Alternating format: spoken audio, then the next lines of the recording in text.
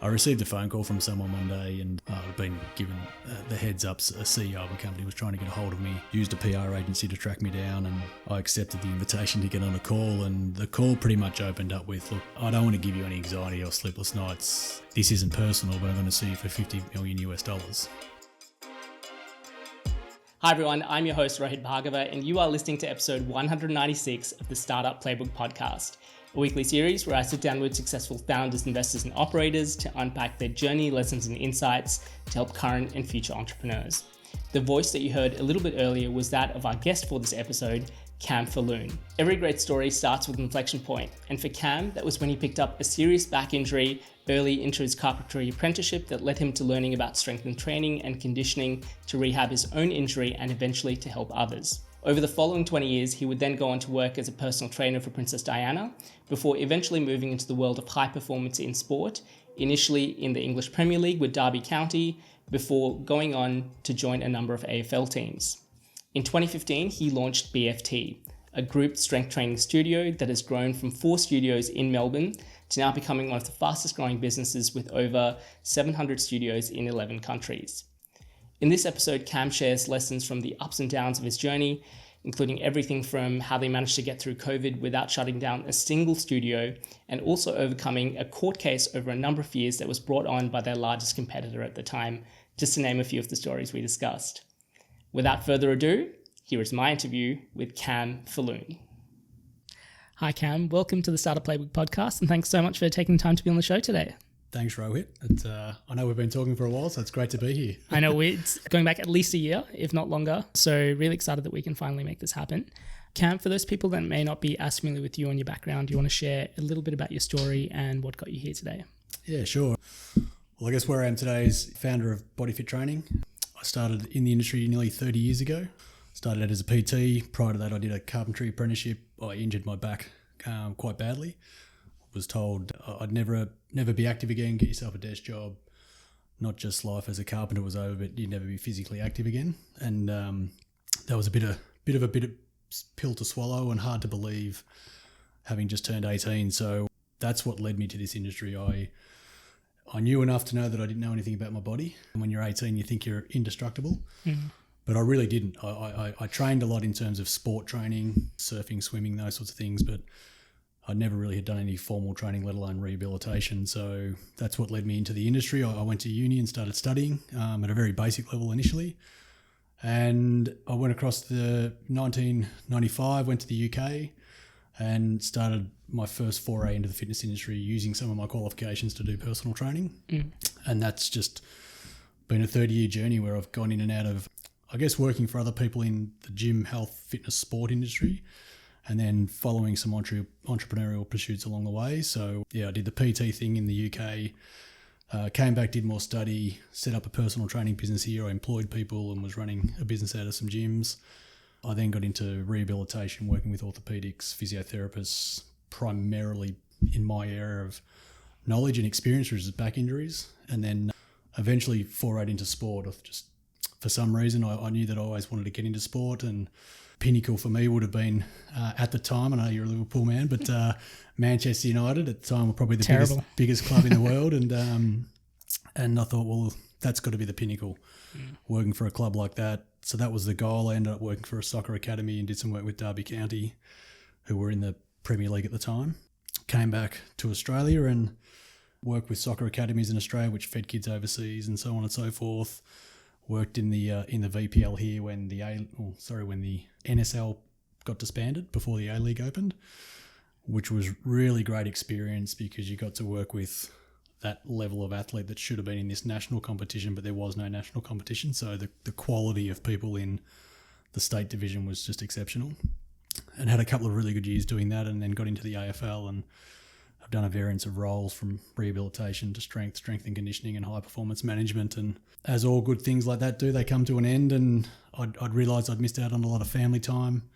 My wife was very keen to pick up her career, and so in 2013 she went back to work. I was going to become Mr. Mum, which I was really looking forward to, and then in that year I started a gym, a 24-hour gym, which ironically my wife now runs, which is in Footscray. That's been going for over a decade now. And I just felt that BFT and what the product is was where I needed to be in terms of I had a skill set. I couldn't quite see where it would fit. I didn't want to go back into sport. I'd done that as my part of my life, and whilst I loved it, I didn't want to be picking up my life every few years and maybe travelling interstate overseas with a young family. I just really wanted that to be settled, and yeah, I did a lot of research in the industry, and that research eventually lit the flame to have a go at starting this business. Yeah. Amazing, incredible story, and obviously so many parts of it that I want to dive into, and we will get into in this episode.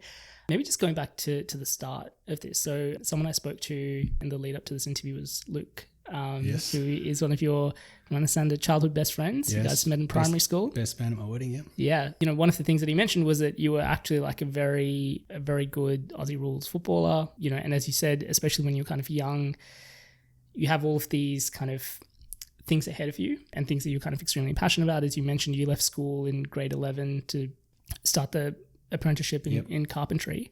I know in a previous conversation you've mentioned that, you know, looking back, like you knew very quickly that it wasn't the right move, and you also got injured as well. What does that feel like in that moment of, you know, being 16, 17, we've kind of made this decision to leave school to kind of pursue this additional pathway, and not only has it not worked out, it's kind of taken away, you know, your love for football and not being able to play sport and those sort of things as well. Like what was that period like for you? Yeah, I think, you know, in life it offers you sliding door moments, and everything in life is how you look at it. And it was, and I'm not disputing it was tough. I guess to the original part of the question, which is starting an apprenticeship and realising pretty early on that maybe this isn't me. And I'll be honest, I left school because I was bored. I had an older brother. He's a carpenter. I just saw this lifestyle that he was living, and I'm at school bored and going, oh my God, like I was okay academically, and I just had a mindset if I needed to get something done, get it done, work hard, and then, you know, move on to the next thing. And that was school. I'd get my work done. I often spent most of my time getting pulled out of school classes to hang out with the footy coach or the PE teachers, and we'd shoot hoops and talk about the football team and who's going to get selected and those sorts of things at school. So I was only afforded those opportunities because my grades were good and I kept studying, and I was diligent in those areas of my life. So, yeah, I didn't make a conscious decision in terms of, well, I made a conscious decision to go and do the apprenticeship. It wasn't there was no methodology to it other than I'm a bit bored at school and this looks like fun. And certainly I look now and see how my kids are going through school and the advice and the counsel they get in psychology testing and all these things to, I guess, help open up what might be a career path or options for them, because it's not just one defined thing for the rest of your life for most of us. I never had that. So one thing I think mum and dad instilled in me was, you know, if you're going to do something, do it well and finish it. And so for me, it was a little bit of, I can't go back and not finish this and get I told you so from mum in particular. And then to look dad in the eye and I guess feel like I'd quit, which would have been, you know, now that I say it, it sounds silly, to be really honest with you, because you're staying and spending, you know, a few years of your life doing something that you know you're probably not really going to be doing. And then to get the injury, I think it's easy to say, oh, if I had have been honest with myself, it would never have happened.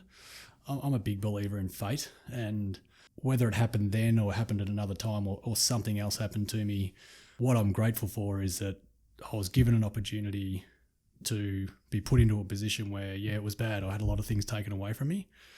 And for me, one of the great lessons was, you know, football's the example where I'd always had it on the back burner to really, really focus and give it a go. Like really give it a crack. You know, as a junior, you get told, oh, you're going to be this and you're going to be that. But I'd never really applied myself. And so to have that taken away from me was not about playing football. It was about when you've got an opportunity, take it and give it your best shot. And it's okay to fail, and it's okay to succeed.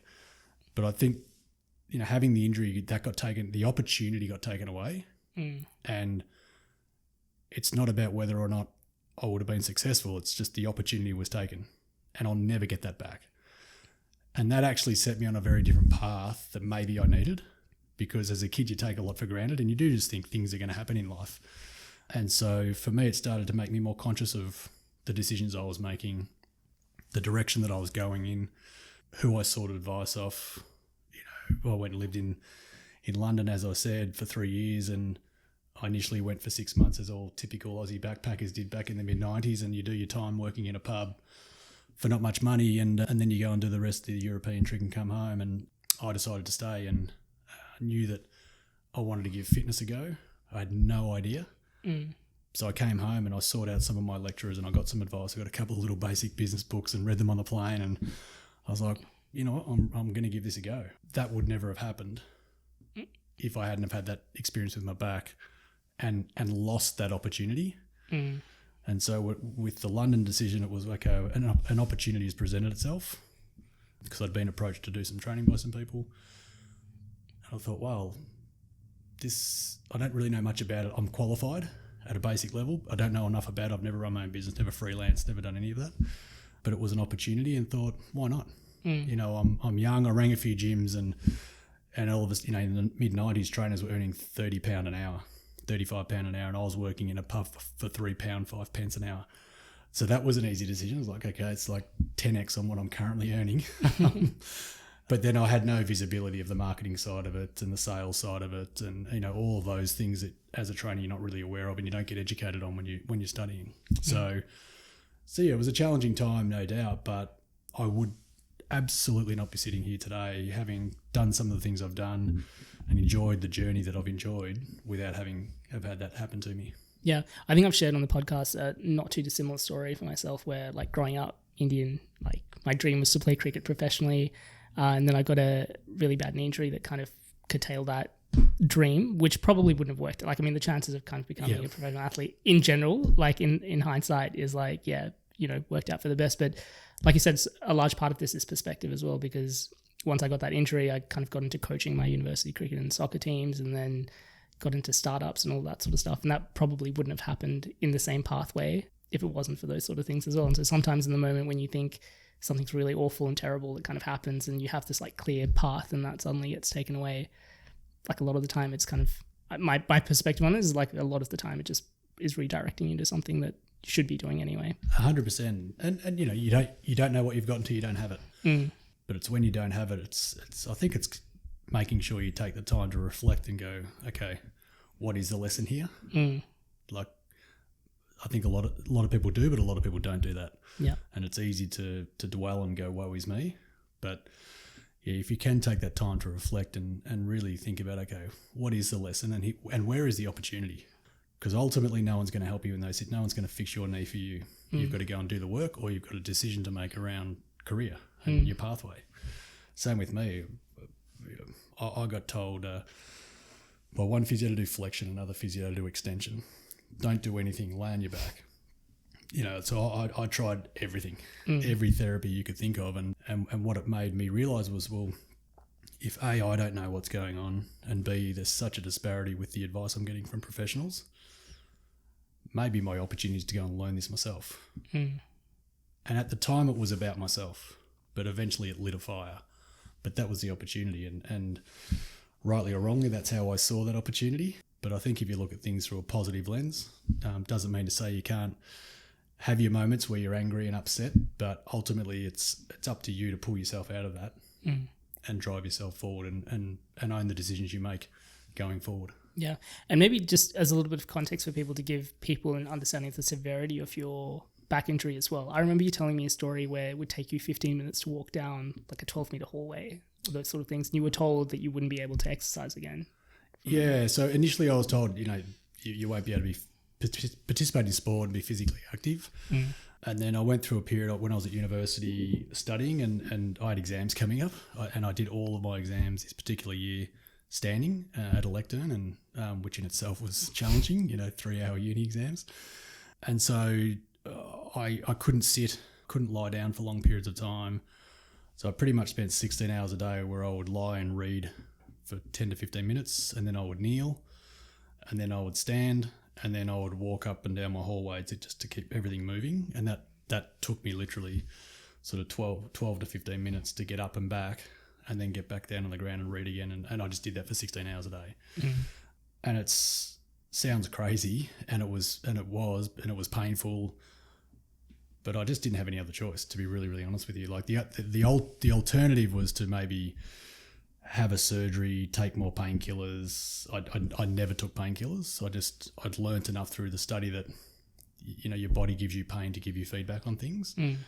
And so if I could learn to move without pain rather than take painkillers and mask it, and then potentially sit and get myself in a bad position or lie down in a bad position, then I'd wake up, when the painkillers wore off, I'd be worse off again. So it's all those little things again. I talk about the learnings. As I was going through university, I just kept applying knowledge, and I think I was asking deeper questions around the why of certain mechanisms and how your body functions and your nervous system and your brain, because I was experiencing it firsthand. And so I could really relate to it, but I kept on wanting a deeper understanding of the mechanisms and how could I problem solve this for myself. See, that was a tough period, really, really tough period. And, it's hard. Your friends don't understand why you can't come out to the pub or the nightclub or whatever, that you can't go to the football with them. So, it becomes a lonely journey as well. Absolutely. And I know you kind of touched on a little bit of your experience in the UK. Do I have this correct that you worked with Princess Diana for a while? Yes.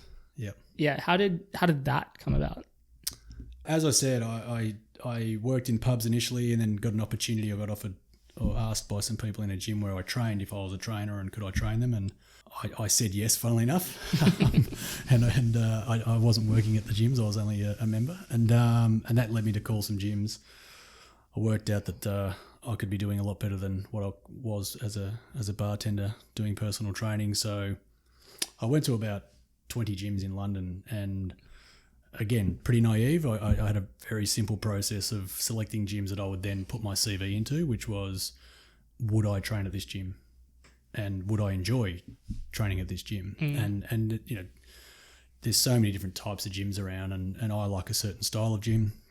And so I found a half a dozen of the 20, and I put my CV in, and I may have put a little bit of mayo on some of the aspects of my CV when it came to the training, but I got offered a job as a gym instructor, which was through the busy hours, peak hours of the gym, help out on the gym floor, help members out. I'd made that conscious decision that I wasn't going to do anything else. This was what I was going to do. So I had nothing else. I had no other income, nowhere else to go. So I spent all day, every day at the gym, saying to the owner or the manager, can I help with sales? Can I help do some cleaning? Is there anything else? Can I run some errands for you, or whatever it might be? Eventually the owner got to sort of see that, one, I was a hard worker, and two, trustworthy, and referred some clients to me. About sort of 3-4 months into that, training some clients, I was building a good I guess, database of people, and he came and said, look, I want to have a chat to you, and we've got a high profile person who trains at the gym. And because I was there all the time, I'm thinking I'm definitely going to know who this is. And we did have a lot of high profile people, actors and singers and Hollywood producers and so on. So when he told me it was Princess Diana, I was like, wow, I've really missed that. And I don't know how I've missed that, because I'm here all the time. And he said, well, actually, she trains out of hours, early hours of the morning with her trainer, who she'd had for quite a while, a female trainer. And he said, we'd like you to bring your clients in 2 to 3 mornings a week. She doesn't want to be in the gym on her own. So that was the first introduction, was really getting to know her just socially. When I say socially, she was with her trainer, I was with my clients, but we would talk in the gym and I guess break up that monotony of having a whole gym to yourself with just you and your trainer. They had a falling out before Christmas in 1996, and she went to Ian, the owner of the gym, and said, I want to continue training. I love being here. I trust you, because he'd never really compromised her privacy. Any photos you saw of Diana were at another gym called Holmes Place, and we're in a gym called the Earls Court Gym. I was on the list of 5 people, his 5 best trainers in London, and she said, well, that's easy. I know Cam, and let's start there. And that's how it happened. As another sliding door moment. Yeah, amazing.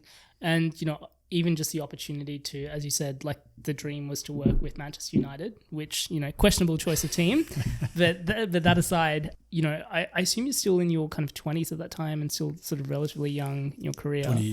22, 23, yeah. Yeah. How does the opportunity to work at Derby County come about? And I guess what are some of the changes that kind of come from working with professional athletes compared to more sort of everyday people?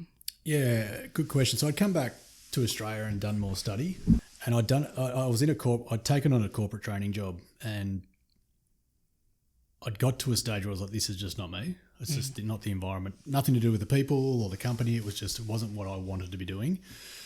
And one of the corporate sales guys who came in and utilised the gym, who I developed a really good relationship with, had played soccer in the National League in Australia, and he'd been in the Socceroos squads in and out, but never actually played for Australia, but he's in the squads. And we were just chatting one day socially, and he said, if you could do anything in the world, what would it be with, your career? And that was the moment when I really thought about it and thought, at the time, Manchester United were Premier League champions. They're, the height of their game, one of the biggest clubs in the world. And I thought, well, that has to be the pinnacle. It's got to be, the top of the tree. And so it was a, big, ballsy, audacious goal. But he said, oh, well, if you want to get into soccer, that's my background. And I know people. And there's a guy, Terry Hennessy, who played for Derby, played for Wales, very, very highly credentialed footballer, played on Palais back in the day and these sorts of things. And I knew him and his son. They had connections to Derby, and there was a guy whose name escapes me at the moment, John Peacock, who headed up the academy. He used to work for the FA. He was coming to Australia, and we met at a barbecue, got introduced. There was an opportunity. They had someone who was leaving, and put my CV in, and then we sort of just did this interview basically at a barbecue. And I got a phone call back, and I knew that I'd been shortlisted, and he said, well, we've got a question, we're a little bit concerned. I'm like, what have I done wrong? And I've been really honest and transparent through the whole process. And they said, we found out that you, funnily enough, trained Princess Diana, and why would you not tell us about that? Why would you keep that a secret? And so to your question around the differences, I said, well, I just don't think it's relevant to sports conditioning. I don't think it's relevant to, doing what needs to be done in a sporting environment with athletes and more importantly, the academy system, which is what I was applying for. And funnily enough, that got me the job. They said the fact that we know we can trust you with high-profile players, things that get spoken about inside the four walls of those elite environments. They said, we understand your point about maybe the skills aren't necessarily 100% transferable, but we love that you're trustworthy, and we love that we know that we can trust you to keep things close to your chest. And that's literally what got me across the line. So, yeah, different environment, different skill sets. I think what you learn with personal training is that attention to detail. If you're really invested in it, that attention to detail, you've got one person, and so you should know them intimately. You have a really good opportunity to observe movement, and because you have a variance of clients, you get to observe lots of different types of movements and body shapes and those sorts of things, what's working for some people. So at a really basic level, from a really basic observatory level, you do develop a lot of really good skills. You obviously develop good interpersonal skills, hence the personal nature of personal training, and to a large degree you're a friend / psychologist more than you are a trainer. And so those things which are intangible and I didn't really think of, all of a sudden were the things that really benefited me, because I was young and I was really learning, I was really learning the caper. But it was great to be working with kids because you just get challenged in a completely different way. You get an 8-year-old kid at Derby County Academy and you're doing walking drills, which are essentially running drills, but you're doing them slower, who says, why are we doing walking drills, Cam, when we run? And you're like, well, that's a good question, actually. And then have to break something down to an 8-year-old. And so that was really valuable, I guess, going into that, working with kids before I went and worked with athlete adults. Just the lessons of keep things simple, talk less, listen more. Nothing actually around the science and the skills I'd learnt through studying and those sorts of things.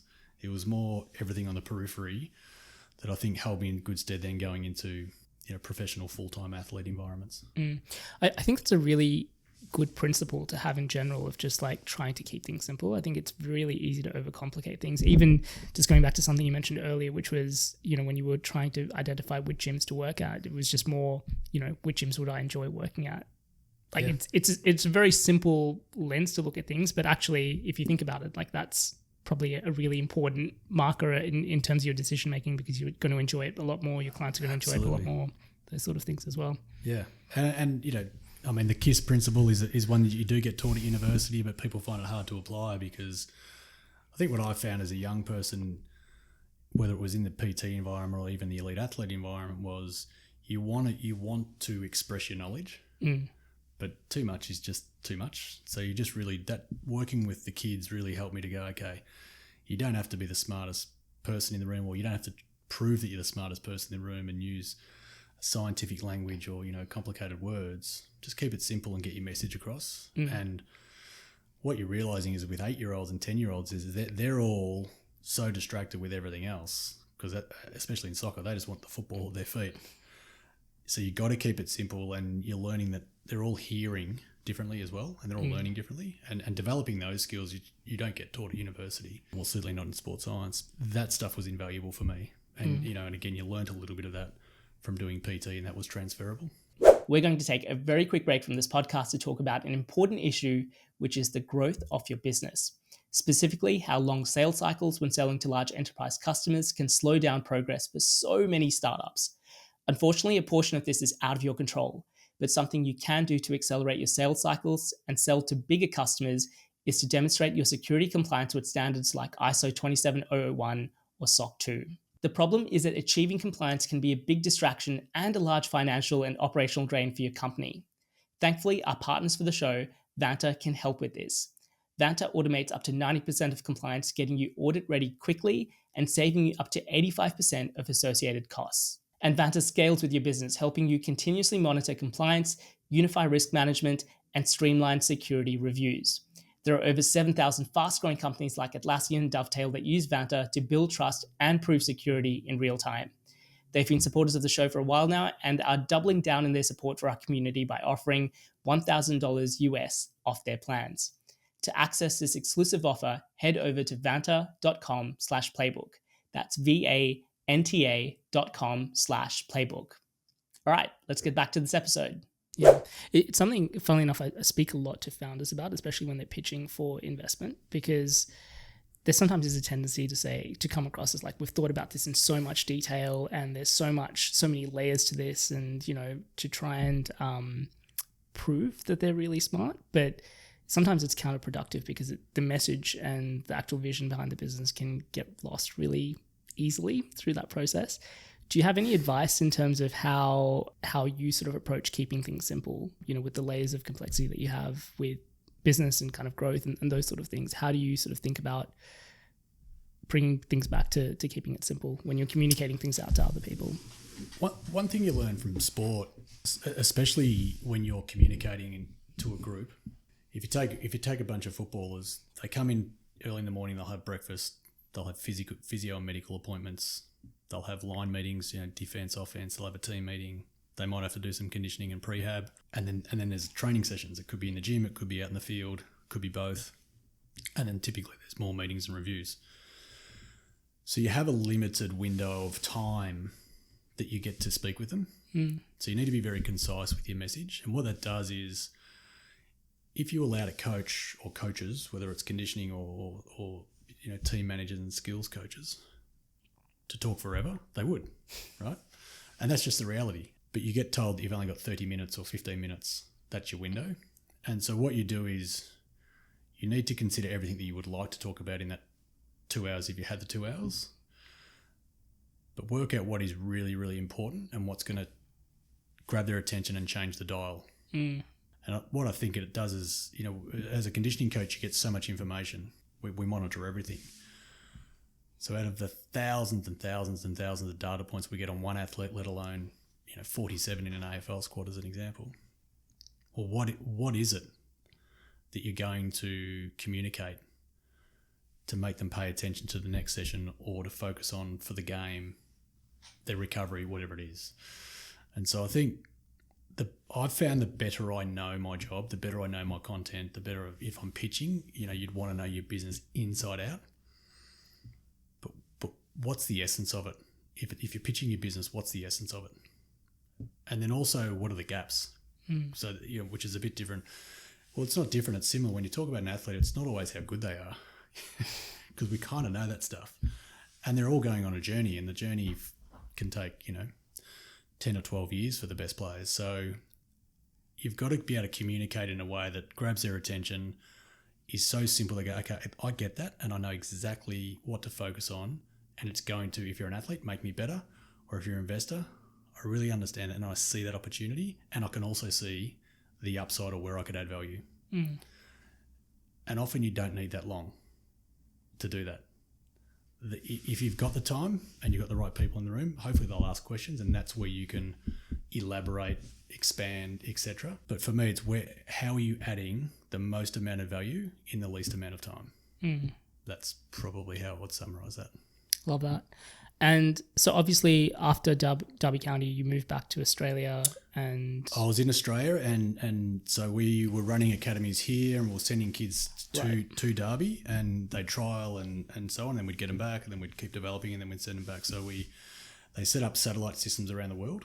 Yeah, a harsh reality of those who haven't been in sport or maybe have been in the private sector and had funding pulled is that when you get kicked out of the Premier League and you go down a division, a whole lot of funding goes with it, and we were sort of collateral of the cuts in funding. So that happened to coincide with the National League folding in Australia and the talk of the A-League coming up, so I worked at that state level for 2 years and had some immense success and really enjoyed that. And that came off the back of Derby County, the connections, the coaches, the people who you meet, and the work I did there. Yeah, sport is a brutal industry when it comes to from a job security perspective. I think we were having a chat a couple of weeks ago as well about another strength and conditioning coach who you said was the best in the country that got let go recently from the AFL. Yeah, and Andrew Russell, he's been in the AFL for, 26 years or something and had a lot of success, and yeah, he's moving on. Yeah, it's just one of those things, as you said, with Derby County, it's not necessarily the work that you're doing, just sometimes it's macro situations and things just kind of happen. And that's one of the great things about high performance. Whether you're a young athlete or whether you're a coach, you learn very quickly that you're going to get sacked. Like, that's the reality. Like, you're not going to be there forever. So that's number one. So to go into a job knowing that is a very interesting mindset. So you got to make the most of it, and you got to make the most of all of your opportunities. But you're in a performance industry where you get feedback every single day, and you're giving feedback every single day. That's internally and also externally outside the four walls, and there's a lot more noise outside the four walls than what there is inside. And to be able to shut it out, not take notice of too much externally, but be open to accepting it internally, because at the end of the day, you're there to perform and get better. And so it's a really interesting mindset going in, knowing I could, I'm definitely not going to be here in 10 years' time. Very few are. Like, it's really, really interesting. Most aren't there in 5 years' time. So I think it's a unique person, and most coaches that I've worked with are I guess flawed geniuses in a way. Like, they're a bit crazy. They're all a bit crazy. But that's what makes who they are. They're all a bit quirky. They're highly intelligent. They're obsessive. And there's an element of, yes, that makes them who they are. There's an element that's very unhealthy as well. And so as much as I loved my time doing that and learnt so much, and there's so many transferable things from high performance to entrepreneurialism and business, when I left, I made a very conscious decision that I wasn't going back. Yeah. I was about to ask, how did that experience in sports and, that particular type of high performance environment, obviously everything that kind of comes with that, with lack of kind of job security, continuity, all of those sort of things, how has that sort of shaped your thinking, or kind of did that almost push you into moving into a different area, like starting your own business where I guess you have a bit more control over those situations? Certainly having the control was something I'd always had that in me, and I'd always throughout my life flirted in and out of, the entrepreneurial pursuits, then going back and working for a sporting organisation, back into entrepreneurialism. But I really made a decision this time. I was really, a bit like when I had the back injury and then you lose the opportunity. I was like, I'm not getting any younger, and I literally sat with my wife and we had a discussion around we could lose everything. We've got two young boys, one in at the time in kindergarten and one in grade 1. House paid off, but we could lose everything because we're going to put everything into this. And if I'm going to do it, I'm going to put it all on the line. And that's what, in my view, it took. But that's not unlike being in a high performance environment, because it could be the last time you step onto the field, or that athlete steps onto the field. As I said earlier, that you're going in a job that you're not going to be there in, likely be there in 5 or 10 years' time. So you tend to put your best foot forward every single day, and you have a certain mindset and resilience that goes with that. Sports scientists, conditioning coaches by nature are kind of nerds when it comes to data and numbers. So it's easy for me to do research, validate research. And part of what you do is you're going into meetings and you should already know the questions that are going to be asked, and you should already have solutions for it. And if you don't, you're probably not doing your job good enough in the high performance environment. So you've got to be very good. You've got to be very solutions focused. And that's entrepreneurialism and it's business, right? No day's ever smooth. It never really runs how it's meant to run every day. And there's always challenges and things to overcome. So I think for me that those types of traits over many years really helped me, I guess, build the confidence to go, yeah, whilst I know that I could lose everything, the conversation I had with my wife was, do we want to be retired one day looking back and saying, what if? And I had a moment where I've gone, I've worked so hard for so many other organisations, and this is actually what I've always wanted to do in terms of following those entrepreneurial pursuits. And if I work as hard as that I have for other people, I'm just going to make it work. Like I just will, and with my wife's support and other. And so that mindset I think is really healthy in terms of you've got to be honest with yourself. Not everyone's up for 100-hour weeks or 80-hour weeks or working 7 days a week. But working in sport was working 7 days a week. Every contract or club I left from, whether I was there for 2 years or 6 years or other, I always went and got 100% of all my holiday pay paid out to me because I never took holidays. Because you always have to be available and accessible. So funnily enough, that mentality working in that high performance environment and the commitment is not too dissimilar to, entrepreneurialism and what it takes when you've got sort of blind faith in an idea or a product or a concept to get it off the ground and actually bring it to fruition. Yeah. A few months ago, I spoke to Mika Kaufman, who's the co-founder and CEO of Fiverr.com, so big global marketplace. One of the things that he sort of mentioned and opened up on was how his wife got quite sick through a period. And funnily enough, that was a catalyst for them to actually go, have a look at their life and go, actually, this is the right thing, which is like actually counterintuitive for a lot of people, where a lot of people go, how can I leave my job and start this thing even though I really want to do it? And especially if someone in your family is really sick and you've got young kids, that's exceptionally difficult. From what I understand, you guys had a similar situation as well with your partner. Again, as you kind of mentioned, you had 2 young kids at the time. This idea could lose everything. What did that conversation look like for you guys, and how did that come about? Yeah, so 2015 was the year I did a lot of research on the industry and was formulating the business plan, the concepts, and started playing around with a few things. And my wife got quite ill, and we didn't know what was going on. The doctors didn't know what was going on. And we knew that it was something to do with her kidneys, so that she was leaking protein and her body wasn't getting rid of water, so she was holding water to the point where, her skin was splitting and it was quite bad, but they still couldn't tell us exactly what it was. And there was a few other side effects, and I had some moments where I was like, I could lose my wife, and I got these 2 young kids, and you get this guilt of, oh my God, I'm spending all my time doing this, trying to research and develop this business plan. And so I spoke to her and said, look, I'm just going to put all that on the back burner, and I need to be here for you and the kids. And at the time she just said, which is sort of the, for anyone who has a mother or, a partner who I think it comes with motherhood, they just develop this inner strength. But she was also extremely practical and said, well, there's nothing you can actually do for me right now, because I don't have the answers. As much as you want to be there and help, the reality was I actually couldn't help other than be there. And she just was really supportive in that, this is what you're meant to be doing. You've been looking for this. You're so passionate about it. And I'm going to get emotional talking about it. So yeah, I wouldn't be here if it wasn't for her.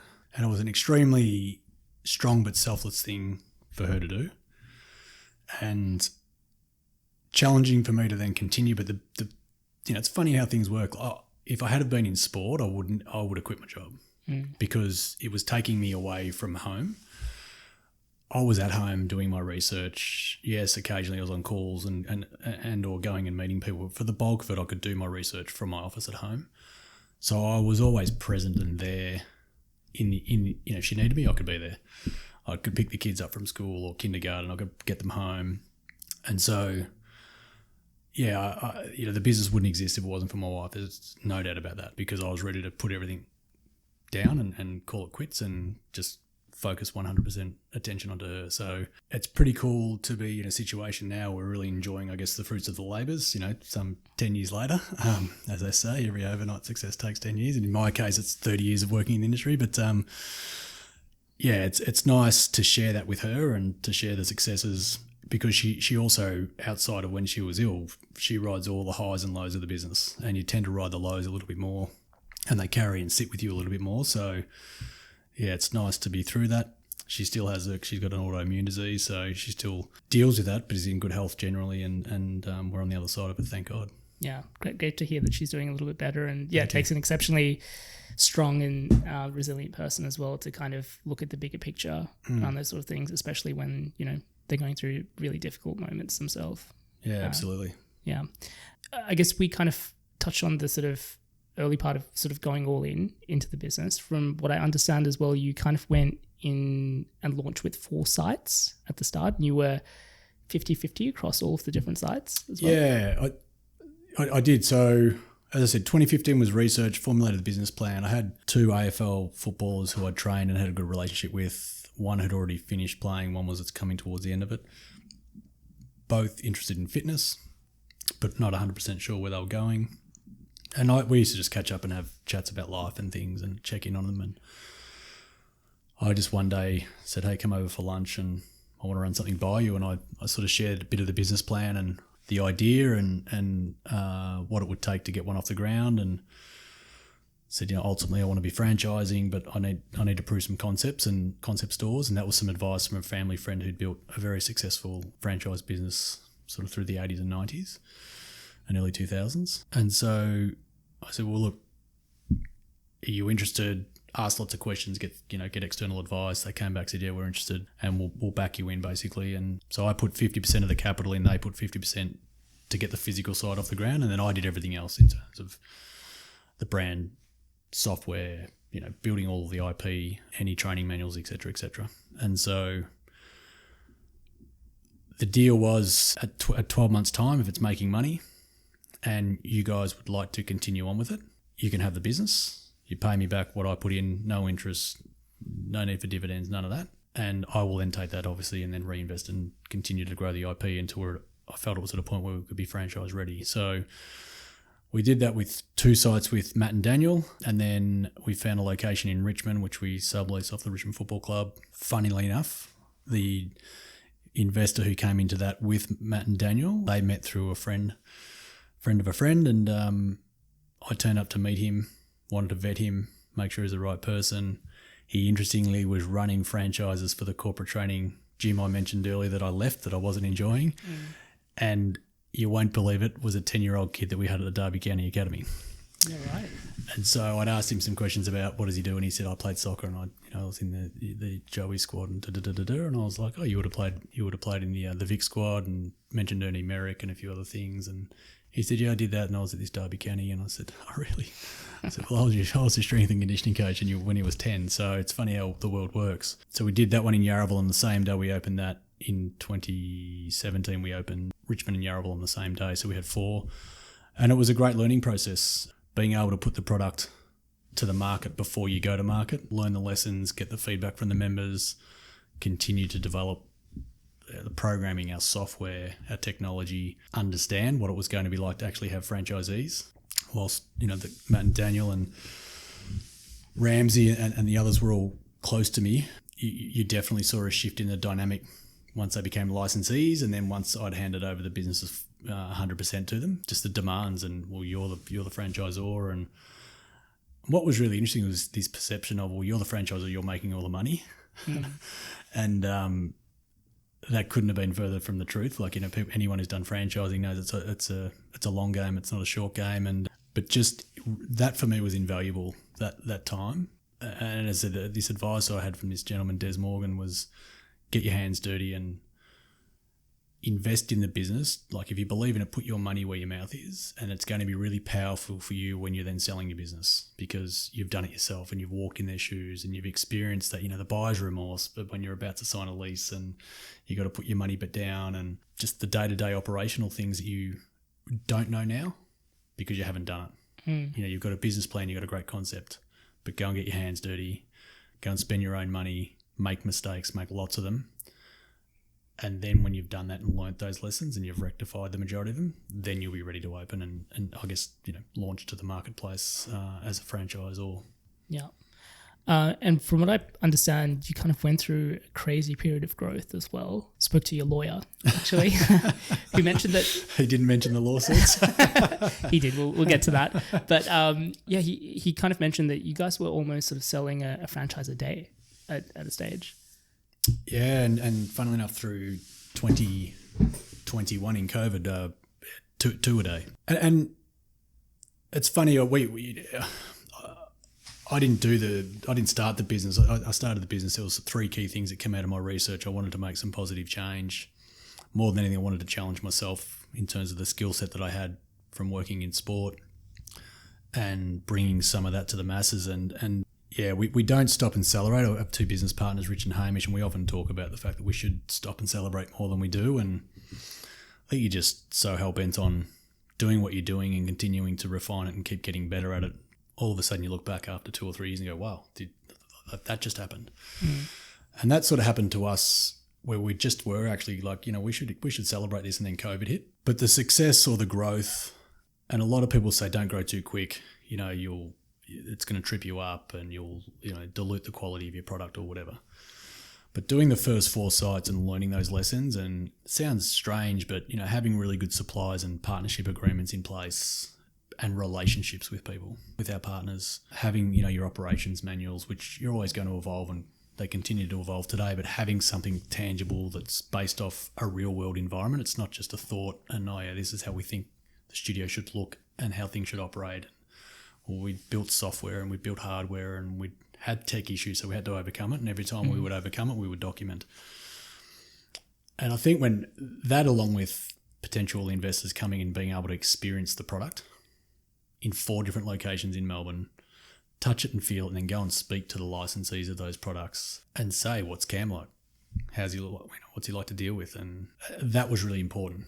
Really, really, really important. That's what I think gave early investors a lot of confidence to go, well, wow, like this isn't just a concept that someone's come up with, done 1 store and then gone, let's franchise. This is sort of 3 and a bit years in the making. And we didn't go to market until April of 2018. So you're looking at 2015 this is not combining the other 20 odd years of my experiences, but 2015 of researching and building the business plan, 2016 of supplier agreements, opening 2 sites, 2017 another 2 sites, working through the franchise contracts, and then later that year taking on investors. So I think people got to see that this wasn't just a flash in the pan. There was some substance to this and some real consideration and learning, and that they were buying and investing in a product that had already made mistakes. And we already had solutions for them. And I think that was what really helped accelerate our growth. Yeah. So someone else I spoke to was Sarah, who heads up your programs. One of the things that she mentioned was you don't let people get away with giving you 7 out of 10 feedback. Yeah. Because it's sitting on the fence. You have to either at least be a 6 or an 8. Yeah. Do you want to share a little bit about that, about the thinking of all the things she could have said? Yeah, I think it's a cop-out. And again, it sort of comes from a high-performance environment. I never use 10 because I just don't think it exists. I have a bit of a perfectionistic nature to me, and I'm very aware of that, by the way. But I think if, going for those listening to this, test this yourself and ask some people in your office or your environment or your friends, how do you rate that out of 10? And a lot of people will go with 7 on something controversial or something where, if I said it's an 8 or if I said it's a 6, it's probably rude. So we don't allow people to use 7 when we're making decisions in the business if we challenge them on something. And it really forces you to go, okay, if it's not a 7, is it a 6 or an 8? And why? What's the underlying reasons to that? And you better be able to justify and articulate it. We have a lot of people say, it's a 6.9, but they're not allowed to. So it's just forcing people to really think and be considerate. And we don't want people sitting on the fence. We want people in our business who work at head office to own their roles. We want to empower them to run with them and evolve themselves, but also evolve the business and whatever vertical they're working in, not just be, for lack of a better word, yes men, so to speak, and tell us what we want to hear. Like, challenge yourself and challenge us. And if we're doing that in the right way, our business is going to be really healthy for a long time, because we can't stay still. And even as the founder, and it was my vision well, I have business partners and they play a massive role in this, and have had a huge impact in it. There's great staff that across all different levels of our business, from people who are just new in the business in junior roles all the way through to the C-suite. So, but they all play an important role, and we want them to have a view. And so challenging them to something as simple as you can't have a 7. Give us your view, but we want to know the detail of why, and get us thinking and challenge us. That's sort of why we do that. Yeah, it's actually trying to get the insight from the feedback rather than, again, I've seen instances where people just put out the feedback survey forms to try and get a higher NPS rating to show off that versus like actually leveraging that as a tool to get real feedback and insight from your end customers. So business is going well, getting high ratings, not 7s, 8s and 9s. And then I believe it's March 2017, you get hit with a lawsuit. Yeah, well, this was right in the early days. So we'd only just launched, the second site was launched in November of 2016. And March 2017, I got a pretty stern, aggressive letter from a competitor going to sue me, take me out of business, take my house, and rule my life basically. And it was over a patent, which essentially was displaying exercises on a TV screen from a central server. And having come from elite sport where we use a lot of technology, it seemed completely absurd to me. But it's a bit of a wake-up call to, I guess it said a couple of things. First and foremost, it was a real rude shock and certainly gave me some anxiety. And it's like, well, I'm spending sort of somewhere between 12 and 15,000 a month of my own money, a week, of my own money, building the IP, building the software and the hardware, and getting this thing, trying to get this thing off the ground and prove it. And now I've got someone wanting to take me out. So I didn't do the business to get into legal fights. I was hoping that through exercise and our programs and what we do, we're going to bring good to the world. But so that becomes one of those moments of, okay, am I going to stand up, or is this just all going to become too hard at such an early stage? Is this just going to be too hard? And then the other parts of that is, well, geez, if one of our biggest competitors is already wanting to put us out of business, maybe I'm onto something here, and they're worried. Not wanting to be on their radar for too long, by the way. But I've got some advice, obviously legal advice, which is never binding, but I got enough of an insight, as well as my own experiences using similar technology with athletes, to have enough conviction to say, no, I'm going to fight this. And as I said, it's tough. You're on your own, and I got told by some people, you want to be in business on your own and be an entrepreneur, you better put on your crocodile suit. And that's what I had to do. You got to have a thick skin. You got to be unwavering in your conviction. And that lawsuit went on for, I think that was 2017, and it wrapped up I think we got a decision on that in 2020. And we successfully got rid of a patent, not just here, but in America as well. But it's a lot of pain. It's a lot of distraction. It's a lot of sleepless nights. It's a lot of money. And at the end of the day, other than the lawyers, they're probably the only ones that win, to be quite frank. But, I talked about when I did my carpentry apprenticeship, knowing it wasn't going to be it. And my parents were very much, they set me up with good values and put in an honest day's work. And if you commit to something, finish it. And part of that decision was, I don't believe in this lawsuit, and I certainly don't believe how this particular company were behaving towards me at the time, and notwithstanding they have their own rights, by the way. And thought, no, if I'm going to start it, I need to be prepared to finish it. And it's daunting because, like I said, you're spending your own money. The business isn't making money at that time. You're still spending lots of money trying to establish the business and turn it into a product you can sell. And that was another moment where, I could have walked away. And interestingly, when I did fight that initially and it went away for a brief period of time before they came back, I had a lot of people in the industry reach out to me, independents who had maybe started their own, standalone, owner-operated facility, who had been scared enough to go out of business by receiving similar letters. So a big part of it for me was, I'd had 3 key reasons why I wanted to start the business: to solve some problems and try and help the industry and people. And when I heard those stories, one, it was kind of like, I'm glad I did that. And then when they came back the second time and it got a lot more serious, it was a much easier decision for me. I'm like, okay, this is, for lack of a better word, and it's not the right terminology, but this is a game on now. Like, I'm really going to get my head right into this and learn from a legal sense every nuance of this, because I didn't like the way certain people were getting treated in the industry and bullied out of the industry, and I just don't believe that's what our industry should be about, let alone how to do business.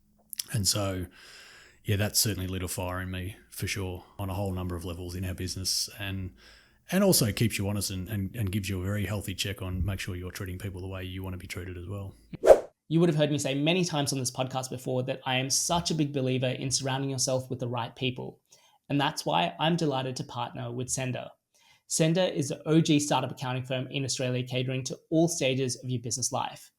If you're busy running your startup, you don't always have the time to balance your own books or do forecasts, and instead you can fully outsource your finance function to give you the time, energy, and resources that you need back to do what you do best, which is growing your business. They have a dedicated focus on founders, funders, and startups, and have an experienced team that can help you with everything from managing your tax to balancing your books to even helping with your exit strategy. I trust and use them with all of my businesses and can't recommend them highly enough. To find out more or to speak to Gareth and the team, head over to sender.com. That's SCENDAR.com. All right, let's get back to this episode.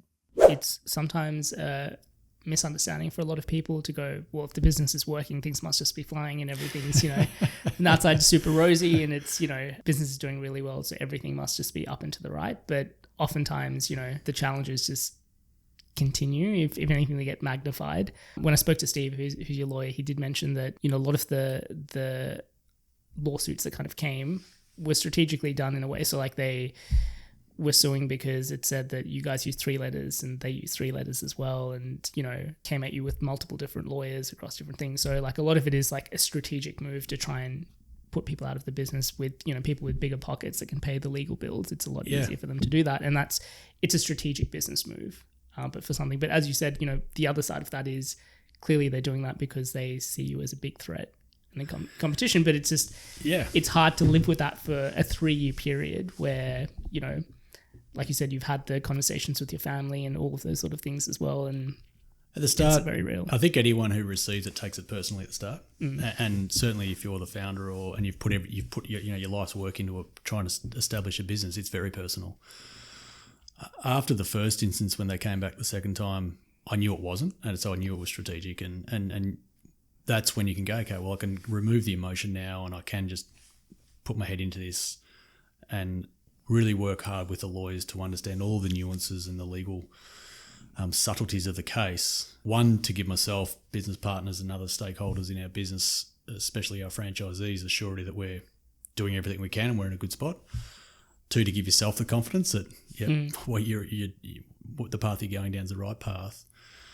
But it's daunting, and as soon as you can remove that emotion, you're far better off. I mean, I received a phone call from someone one day, and in fact, Richard, my business partner, had rung him and said, you need to get on this call. I'd been given the heads up. A CEO of a company was trying to get a hold of me, used a PR agency to track me down, and I accepted the invitation to get on a call, and the call pretty much opened up with, look, I don't want to give you any anxiety or sleepless nights. This isn't personal, but I'm going to sue you for $50 million US.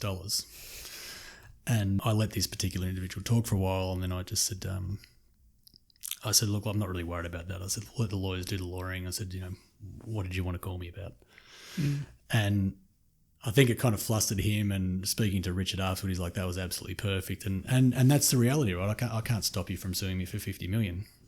So I'm not going to lose too much sleep over it. I can't even contemplate that much money, let alone be worried about losing it. So but for most people, if you receive that phone call, it probably would give you a few sleepless nights and a lot of anxiety and so on. So having it happen so early in the journey for me, that initial threat of the lawsuit, and working through that, but then seeing the response from people in the industry and hearing some stories and going, okay,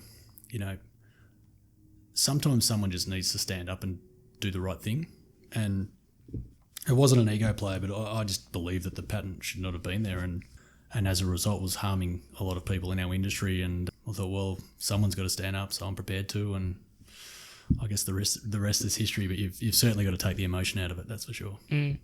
Is there any tools, tactics, like what helped you kind of get through that period? Because I imagine, again, probably in hindsight, a lot easier to kind of talk through those sort of things, but in the moment, day to day, some days more difficult than others. What kind of helped you sort of?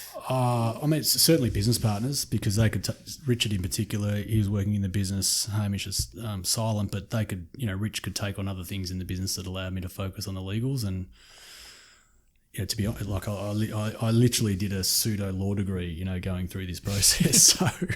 So it was a lot of time. We had great lawyers, so, Steve, who you've spoken to, but his team, our counsel were amazing. So again, the ability to work with good people who understood the business. They're always going to challenge you, lawyers. That's their job. But again, a lot of it's about building relationships. And Steve, who you mentioned, been with us since day one, and I consider as a friend, not just our legal counsel. So certainly others who know that you're going through it and they can see it, and they can pick up the slack and allow you to go through the process. So whilst Rich was in the business and Hamish, they were largely shielded by the legal stuff, but I was also shielded from the going-ons of the day-to-day for a large period of time to allow me to do the legal stuff and I guess be the face of it for our business, and which wasn't fun, but that was the role that I was playing. Obviously, my wife has been an exceptional counsel for me, and she's extremely patient when I come home and I'll be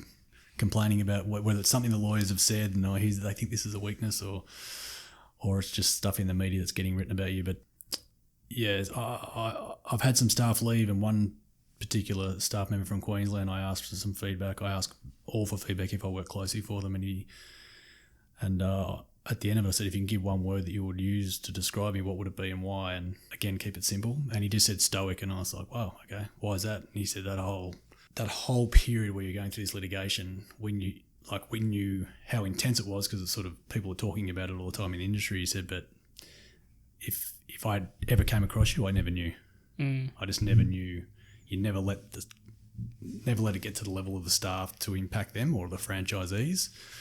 And again, that's where Rich and Haim were a good support, and some of the senior team, your good mates like Luke, and people who you can just vent to and then go, I just need to get it off my chest. And then I'm ready to move on the next moment. So you've got to have some good people in your corner. Yeah.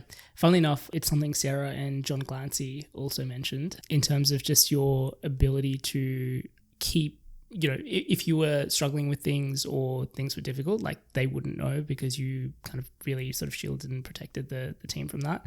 Another example is like just COVID and the industry that you work in, which, was tough for everyone, but I think exceptionally, especially for businesses in things like the fitness industry or, things that require people to go somewhere in person. And we were talking just before we turned on the microphone about how you were very intent on making sure you didn't lose anyone through that process, which say true. But again, what was that period like for you? It was tough. I mean, the hardest thing when COVID started was you don't have any certainty at all because we just knew nothing about it. You go into a business and there's uncertainty, but hopefully you've also done a lot of research, sought some really good advice and maybe done some proof of concepts enough to give you some confidence to go, I know where this could head. We didn't know where we were heading at all. So that's sort of challenge number one. And you've got, off the back of 2019, where we'd really got some momentum as a brand and some real excitement amongst our franchisees, and to all of a sudden completely stop was really challenging. And I remember being on it. We had an all-in Zoom call with our franchisees, and we had the good fortune, which is not really the right phrase, by the way, because it was COVID, but it hit America and it hit Singapore before it hit Australia, and we had franchisees that were already dealing with it with. So I was on daily phone calls with franchisees in Singapore where we were having to learn government restrictions and change programs, and then put that through our software, and same in America where the business got shut down, but we quickly moved to get a license to operate outside, and that had its own challenges. But like anything, I talked about it earlier with the back injury, is where's the opportunity? And I vividly remember saying that to the franchisees, we don't know, we can't give you answers, but there will be an opportunity, and we will find the opportunity. Keep communicating, we're going to go online because we'd had the opportunity to see what was coming. We had already pivoted and gone online, and we just did things and said to our franchisees, look, our online platform is going to be, for lack of a better word, a 7 out of 10. We actually said it, but we did say to them, if we can get it to an 8 out of 10, that's where it's going to stop, because we're a brick and mortar business. We're not an online business. And despite everyone saying that the industry was going to go online and change the whole industry, I never believed it. We're in the people business, and people want that interaction and that connection. And so we got our technology to a point where it's like, okay, that's an 8 out of 10. That's it.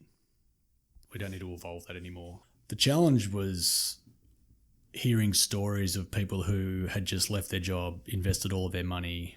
Literally, we had a couple, Aaron, who'd left his job. His wife was supporting him. He was a school teacher. They had their launch day on, I think we got shut down on the 21st of March 2020. Their launch day was on the 19th. Bunch of 180 new members. Everyone's excited, and then on Monday we're shut down. And then after months and months and months of being shut down, we were about to reopen again. They did a big relaunch campaign, spent money, got everyone excited again, and then that lasted 5 days, and we're shut down again, and almost broke them.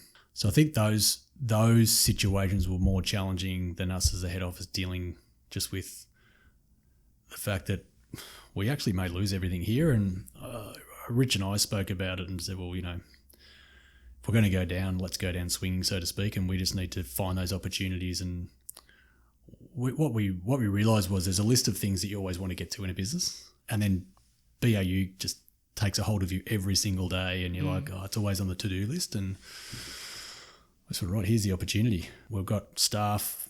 Not everyone's busy. Some are more busy than others depending on your role. And John, who you mentioned, working on comms and compliance with all of the changing nature of COVID and what the restrictions were in every different state and territory and jurisdiction was hard. So, but others could help in other areas to get to that to-do list. And we thought, if we can survive this, and we don't know when it's going to end, but if we can get to the other side and our business has evolved, our product has evolved, our technology's evolved, our IP's in a better state, we've got something to get our franchisees excited about on the other side of this, we're going to be in a really, really, really good spot. Because I think a lot of businesses were so anxious and didn't want to invest.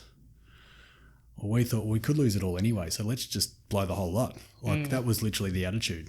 And so, rather than people were saying, well, we don't want to be defined by COVID, we said, let's be defined by COVID. Let's meet it face on. Let's accept the challenge.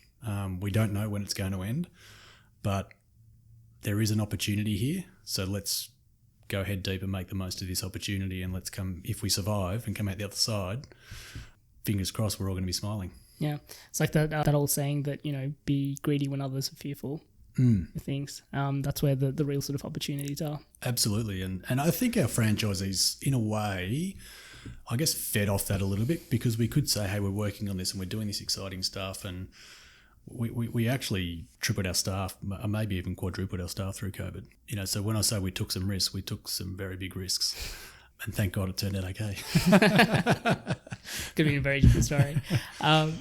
Something that's kind of come up several times that you've mentioned in this is just the importance of relationships and building things. And, obviously to build any successful business of, especially at the scale that you've gotten BFT to, it takes having the right people there.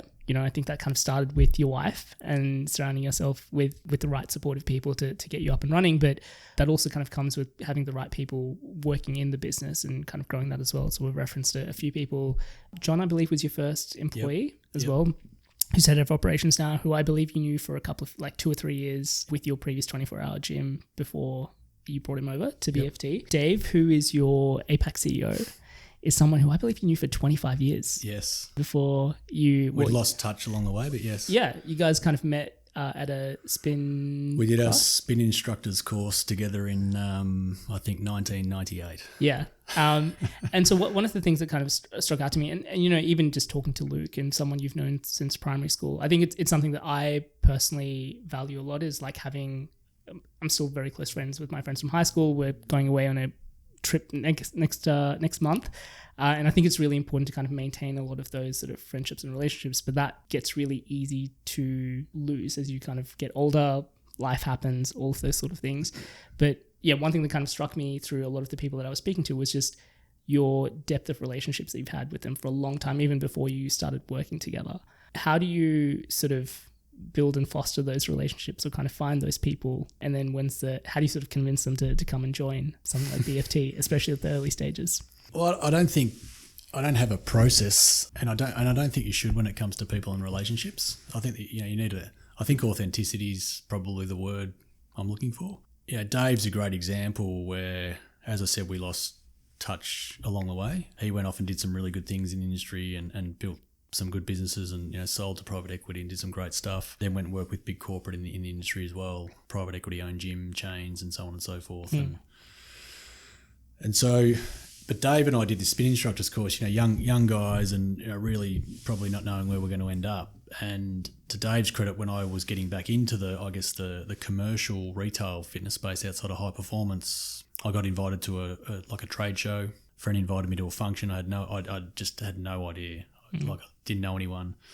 It's a completely different field to the high performance type nerdy sciencey events that you would go to, and we all had name tags on. And to Dave's credit, he came up and goes, "Oh, Cam, how you going? Oh my God, I haven't seen you in a long time. What do you do?" And I, honest to God, I was like, "Oh my God, Dave Aitchison." And he's like, "We did a spin instructors class." I'm like, "Oh my God."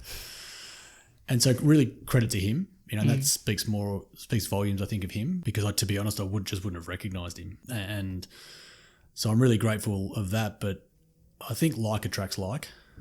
There's just no doubt. But I'm always one to give people an opportunity. I think if you've got a good person who's passionate versus a good person who's maybe more qualified or has a better CV on paper, I'm more likely to go to the good, passionate person and just invest everything I can into them and give them the opportunity to shine and to grow and prosper, because there's intangibles for me that come with that.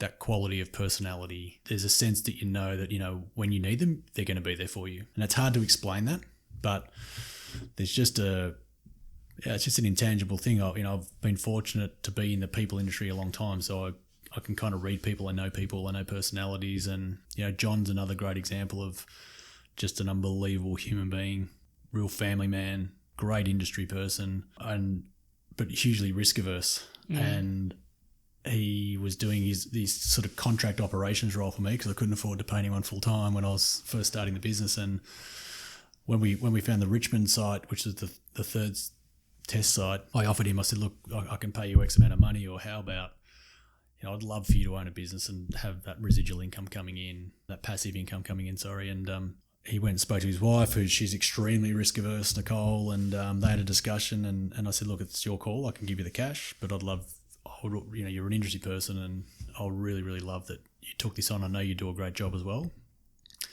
And I'm really wrapped because he's got ownership in 2 BFT studios now. He's gone through some of the highs and lows, but of being a business owner, but he's got that passive income coming in. He's so passionate about the brand. He's painted his front fence the same colour as our core colour in our brand. And you just can't replace people like that, honest to God. And like a lot of people like myself, John has some faults, we all do, but they well and truly are overridden, I should say, by all the good stuff. And so Sarah's another great example, who she applied for a job that we advertised and came to me and said, "No, I'm out." She was down to the final 2, and a few days later I rang her and said, "I'd love for you to consider it. I'd love to understand, what you're thinking and why." And she still said she was out, and then rang me a couple of days later and said, "I feel really bad, but I don't know whether you've hired the person yet, but I'd love to do it." And I said, "Job's yours." And she's just a great person, and I could see that she just needed an opportunity to shine. And if you invest in those people and give them the right environment and you give them enough opportunity, then they blossom. And she's really blossomed in our environment, in our industry, and she's doing some amazing stuff. So, there's a little bit of you just got to trust, but ultimately it comes down to personalities. And I'm not one for getting sucked into everything that someone writes on a CV, mainly because when I was in London, as I said, I put a bit of mayo in that myself. When you challenge people with questions, whether it's through interviews or just conversations in life, and you can look them in the eye, you get a bit of a window into their soul, and it can, if you're paying enough attention, you'll start to work out who you want on your team and who you don't, and just keep surrounding yourself with people who you want on your team. Yeah, absolutely. And again, something that kind of came up and was quite evident through speaking to everyone but something Luke in particular mentioned was that you just seem to be... I have a lot of notes from Luke. One of the things that he sort of highlighted was like, you know, you seem to just get so much done and you just seem to be on 24/7. But he also just said, like, as a friend and not necessarily someone who kind of works directly with you, you still kind of, it doesn't seem like you neglect like time with family or spending time with your sons and those sort of things as well. It's just curious. But also, like, you know, I think it's often a struggle for a lot of people in this space, running startups and, you know, running their own businesses, where work is number one, and oftentimes health and family and just anything that's kind of sits outside of that comes a very distant second and third. What does that sort of look like for you? And again, any advice to founders that are listening in terms of how they can find the right, maybe balance isn't the right word, but how they can find the right, you know, way to make sure that they don't sort of neglect really important areas as they're looking to build a business. It's very nice of Luke to say that, because I look at other people and think, how do they get so much done in their day and still spend time with family? And so I feel like I'm nowhere near that, but I do love working hard. So I guess I'm really honest about that. So I have a sister, and I hope she does or doesn't listen to this, but she's a workaholic. She's exceptional at what she does at her job, but she's an absolute workaholic. I love working hard, but I love switching off as well, and I love having fun. I love spending time with my wife and my kids. I love spending time with my mates. But, you know, for me, I could be mountain biking and my phone might ring. I won't take the phone call while I'm mountain biking, but it's okay to take it in the car. Like it's okay. And I think a lot of people in predominantly more 9-to-5 corporate jobs, which is completely fine, by the way. So I'm not going to leave. I'm leaving that till Monday. I think part of being an entrepreneur and a business owner in a business like ours is, well, the reality is you're not switching off. And I think I've tended to attract myself to those jobs. High performance, you never switch off. You're always available for a phone call, whether it's a doctor, a player, a coach. But you do importantly, I think the key to being like that is you've got to have purpose. And I've got, you know, some really strong reasons as to why I'm doing what I'm doing and why I started the business. So I'm very clear on my purpose with that. But I'm also full of energy. I was recently told, which makes a lot of sense with some of the things that happen in my life, but I was told a few years ago that, you know, I've sort of got mild ADHD. And so I just can't sit still. Like, I like to be busy. You know, drives my wife crazy when we go on holidays. I'm planning surfing and mountain biking and trekking up mountains, and, you know, she wants to relax by the pool with a cocktail and a book, which is completely fair enough. So, but I also love doing that too. So I'm a bit of an all or nothing person, but what I do is try and look after my health. I haven't been, to be honest, as I've kept relationships with people who are really close to me. I have let some of those slip, but when I say I've let them slip, it's just, but that's been a time thing. I can catch up with those people and it might be once a year, and that's as meaningful to me as catching up 10 times throughout the year. And it doesn't lessen my respect for them or what I feel for them. It's just, unfortunately, and the reality is you can't do everything. And when you've got purpose and you're running a business or you have a vision to take on a challenge, you've got to make sacrifices. And I've definitely made lots of personal sacrifices. Yeah, having people around you who can challenge you is one. People who are really honest with you and can say, hey, you know, Luke's that for me. You just need to, mate, take a holiday. Like, you know, why are you working so much? You know, do you still need to be doing this? And they're not negative questions or comments about how I'm living my life. All it is, you know, it's the 7 out of 10. It's challenging me to make a decision and validate either way. Oh, maybe I do need to, or no, I'm completely fine. And it's almost like you're checking in on yourself. I spend a large amount of time reflecting, and it sounds strange, but like as in daily. And I could just lie down for an hour on a weekend, an hour and a half on a weekend, and I'm okay to go and drive in the car or take the kids to training and just sit in the car while they train and you know, in the middle of winter when it's raining, and I'll just reflect. And I think that's a really powerful thing to do. We can get so consumed with going forward the whole time. It's really good to take stock. And I write goals every year. So my goals, and these are the things that I reflect on, but I have business goals, obviously. I have relationship goals, and that relationship's broken down to, you know, my wife, my kids, my friends, business. I have health goals. I have mental health goals. And then I have growth goals, personal growth goals. And so taking time out on a daily basis to check in on those things, because a lot of people think goal set and then they review it at the end of the year. Well, it's just too late for most of it, because most of it's happening daily and or it's happening daily and it's you're on a continuum and it's contributing to the goal, which might be a few weeks, months down the track.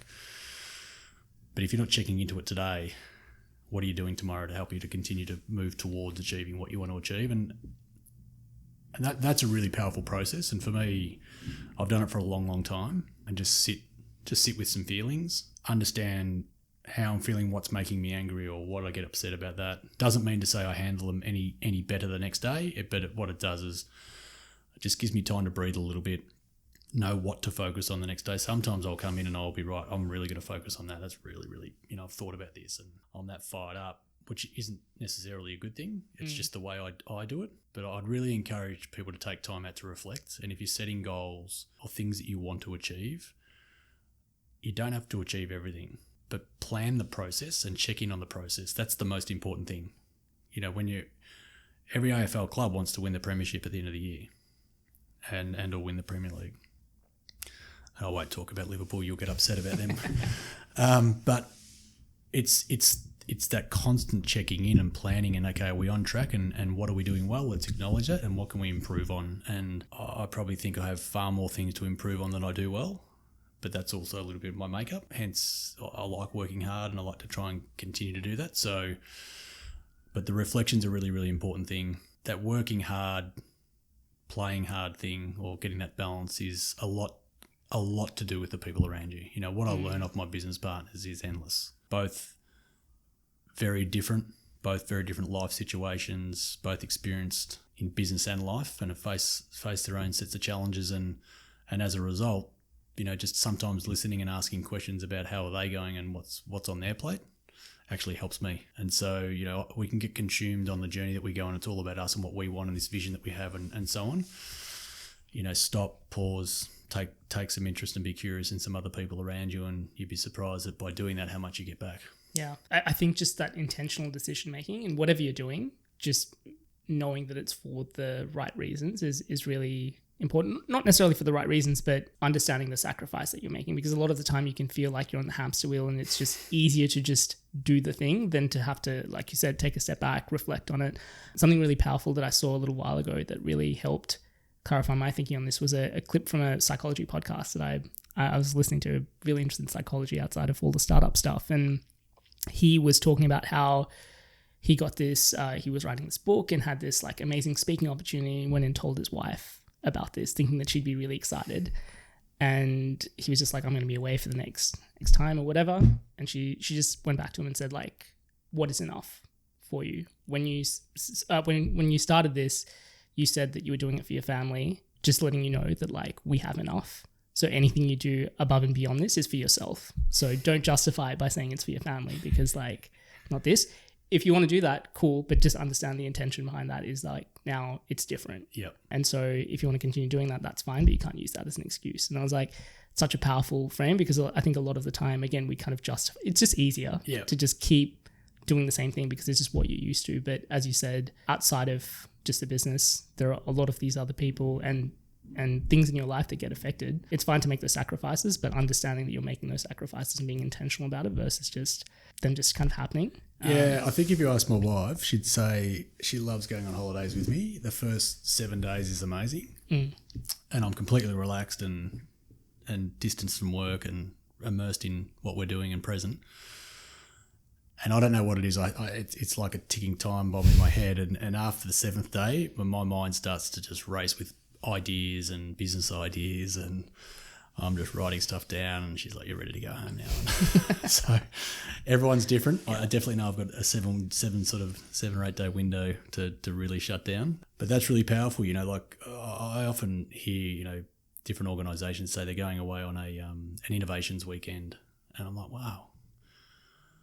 That's an interesting concept that you're getting a bunch of people to try to be creative in a very short window of time, and they're going to be told and given a mandate of this is what we have to achieve. Yeah, be creative now. Yeah, be creative now. It doesn't, for me, it doesn't work that way, and maybe it does for others, but that's where that time and space and that reflection is often really valuable too, and you'll start to see something in the business or maybe how someone's behaving in your business and go, gee, I never picked up on that, and I need to just go and check in on them tomorrow. How are you going? That stuff's really valuable. And as you said, when you're on the hamster wheel, it's just so easy to miss. And, I'm probably guilty of missing a lot, but I'm just trying to be better at doing the reflection stuff and being a bit more present and get off the hamster wheel, so to speak. Love it.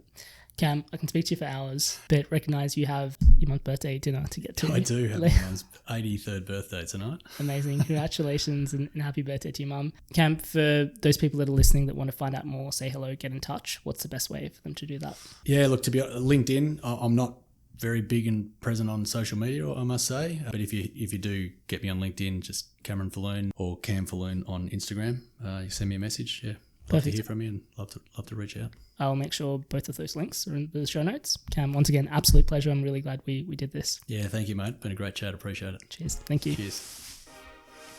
Thanks for listening to episode 196 of the Startup Playbook podcast. As always, full show notes from this episode will be available at startupplaybook.co. I'll be back next week with another episode, but in the meantime, if you enjoyed this interview, please don't forget to like, share, and subscribe. As always, thank you for tuning in, and I'll see you next week.